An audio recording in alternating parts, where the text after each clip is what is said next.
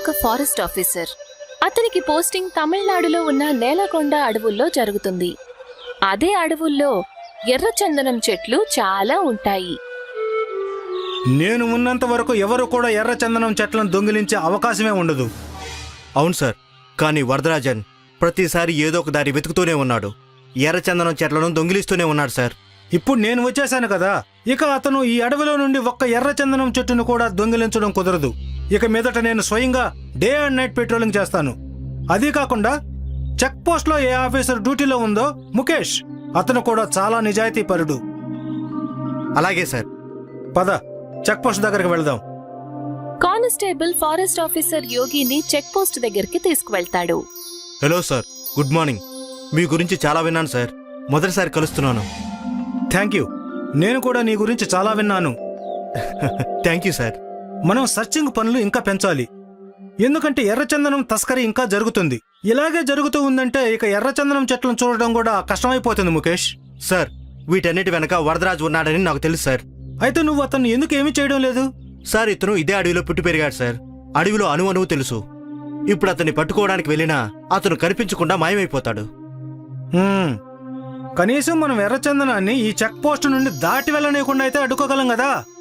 అవును సార్, నేను సెక్యూరిటీ కోసం అడిగాను సార్. వచ్చే వారం నుండి ఇక్కడ మరో 2 కానిస్టేబుల్ కూర్చుంటారు సార్. ఎర్రచందనం దొంగతనం ఇంకా ఆగిపోతుందని అనుకుంటున్నాను సార్.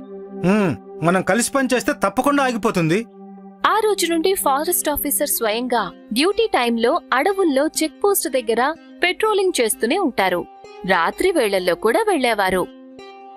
ఇక్కడ అడవిలో తిష్ట వేసుకుని కూర్చున్న వరదరాజుకి యోగి గురించి వివరాలు తెలుస్తాయి.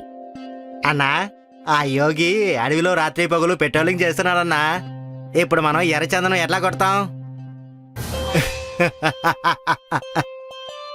ప్రతి సమస్యకు ఒక పరిష్కారం ఉంటుంది సామే.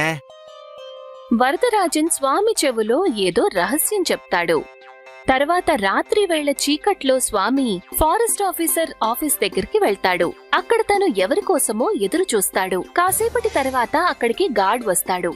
ఇదిగో సారు, అన్న నీ కోసం మిఠాయిలు పంపించినాడు. దానికి బదులుగా నువ్వు మాకు సరైన సమయానికి సమాచారాన్ని అందిస్తూ ఉండు. నీకు వారం వారం మిఠాయిలు అందుతూనే ఉంటాయి సారు. అన్నకి ధన్యవాదాలు చెప్పండి. అలాగే సారు. స్వామి సంతోషంగా అడ్డాకి తిరిగి వెళ్తాడు. వెళ్లి వరదరాజన్ కి మొత్తం చెప్తాడు. ఇప్పుడు ఆ ఫారెస్ట్ ఆఫీసరు మనల్ని ఏం చేస్తాడో నేను చూస్తానురా. అవునన్నా. ఆ రోజు రాత్రి నుండి వరదరాజన్ అలాగే అతని మనుషులు ఎర్రచందనం చెట్లను నరకడం మొదలు పెడతారు. ఇక్కడ కానిస్టేబుల్ వరదరాజన్ కి మెసేజ్ చేసి ఫారెస్ట్ ఆఫీసర్ లొకేషన్ ని చెప్తూ ఉంటాడు. ఫారెస్ట్ ఆఫీసర్ దక్షిణ దిక్కున వెళ్తూ ఉన్నప్పుడు వరదరాజన్ మనుషులు ఉత్తర దిక్కున చెట్లను నరుకుతూ ఉండేవాళ్లు. అలాగే ఒకవేళ యోగి ఉత్తర దిక్కున వెళ్తున్నాడు అంటే ఆ సమయంలో దక్షిణ దిక్కున చెట్లు నరికేవారు. ఆ విధంగా ఎన్నో రోజులు గడిచిపోతాయి. అలా ఒకరోజు ఉత్తర దిక్కున ఎర్రచందనం చెట్లను నరికి వరదరాజన్ మనుషులు అప్పుడే వెళ్తారు. యోగి అక్కడికి చేరుకున్నాక అతని దృష్టి తాజాగా నరికిన చెట్టు మీద పడుతుంది. ఈ చెట్టుని ఇవాళే నరికినట్టు ఉన్నారు. నేను ఇందాకటి నుండి ఇక్కడే కదా తిరుగుతున్నాను. మరి నాకు తెలియకుండా ఈ ఎర్రచందనం చెట్టుని ఎవరైనా ఎలా నరకగలరు? ఏదో గందరగోళం ఉంది. యోగి ఏమీ మాట్లాడకుండా జీప్లో కూర్చుని దక్షిణ దిక్కువైపు ప్రయాణిస్తాడు. అక్కడికి వెళ్లిన తర్వాత కూడా అతనికి తాజాగా నరికిన ఎర్రచందనం చెట్లు కనిపిస్తాయి. దీనిని కూడా ఇవాళే నరికారు అంటే ఇప్పుడు కూడా వరదరాజన్ ఎర్రచందనం చెట్లను దొంగిలిస్తున్నాడు. నేను ఇదంతా వెంటనే అరికట్టాలి. బండిని చెక్ పోస్టుకు పోనివు. యోగి జీప్లో కూర్చుంటాడు. అప్పుడు గార్డ్ బండిని చెక్ పోస్ట్ దగ్గరికి తీసుకెళ్తాడు. ఏమైంది సార్, మీరు చాలా టెన్షన్ గా ఉన్నారు ఎందుకు? నేను నీతో ఒంటరిగా మాట్లాడాలి. అలాగే సార్, రండి లోపల కూర్చొని మాట్లాడతాం. చెక్ పోస్ట్ దగ్గరున్న చిన్న గదిలో ఫారెస్ట్ ఆఫీసర్ యోగి, ఇన్స్పెక్టర్ ముఖేష్ మాట్లాడుకుంటారు. చెప్పండి సార్, ఇక్కడ మన ఇద్దరు మాటలు ఎవరు వినలేరు. ముఖేష్, ఇప్పుడు కూడా అడవిలో ఎర్రచందనం చెట్లను నరుకుతున్నారు. ఇటువైపు ఏదైనా పెద్ద బండి వెళ్ళిందా? లేదు సార్, ఇంతవరకు లేదు. కానీ రేపైతే ట్రక్కులు వస్తాయి సార్, అడవిలో రోడ్డు వేయడానికి ఇసుక తీసుకుని. అయితే ఖచ్చితంగా ఎర్రచందనం అందులోనే వెళ్తుంది. రేపు నేను ఎట్టి పరిస్థితుల్లో ఆ ట్రక్కుని చెక్ పోస్ట్ దాటి వెళ్ళనివ్వను సార్. నేను కూడా ఆ వరదరాజన్ని పట్టుకుంటాను. అలాగే సార్, ఇక్కడ అడవిలో వరదరాజన్ తన అడ్డాలో పన్నాగాలు పన్నుతూ ఉంటాడు. రేపు వచ్చే ఇసుక ట్రక్కులో ఎర్రచందనాన్ని పూర్తిగా నింపేసి బయటికి తీసుకెళ్ళాలి కదన్నా. లేదురా,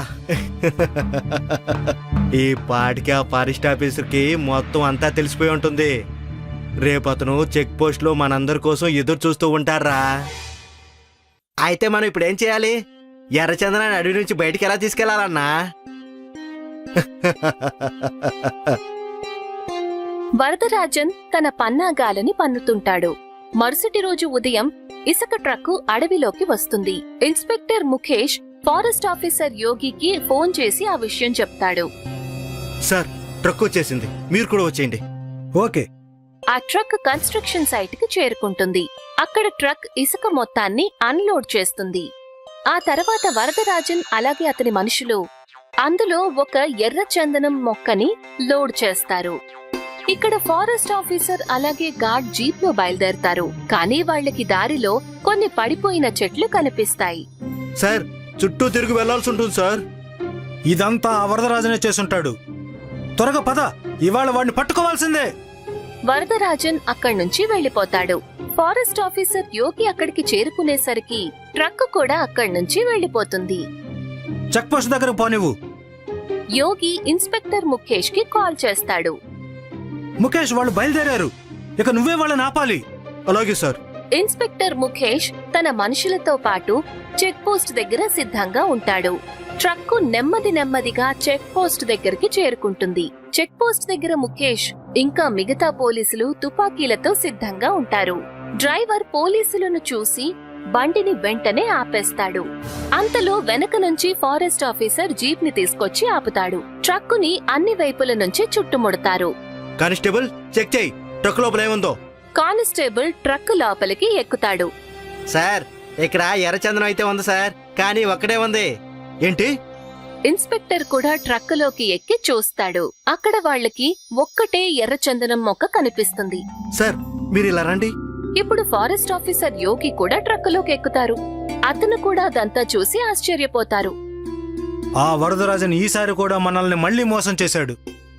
ఇక ఇక్కడ వరదరాజన్ తన మనుషులందరితో కలిసి అంతవరకు వాళ్లు నరికిన ఎర్రచందనం మొక్కలను నదిలో పడవలో పెట్టుకొని అడవిలో నుంచి దాటించేస్తాడు. నన్ను ఎవ్వరూ ఆపలేరు. ఎర్రచందనం నాకు మాత్రమే సొంతం.